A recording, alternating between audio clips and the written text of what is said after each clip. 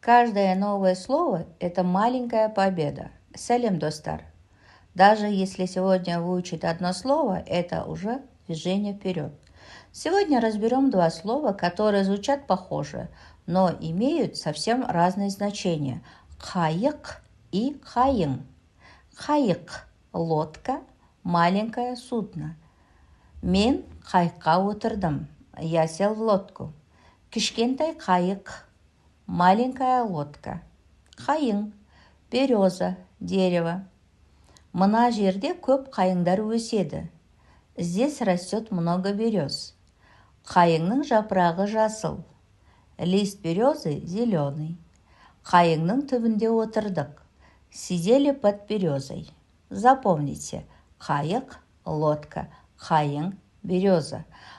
Одна буква, разное значение. Вопрос. Как правильно сказать? Мен қайықта отырдым или мен қайыңда отырдым? Напишите правильный вариант в комментариях.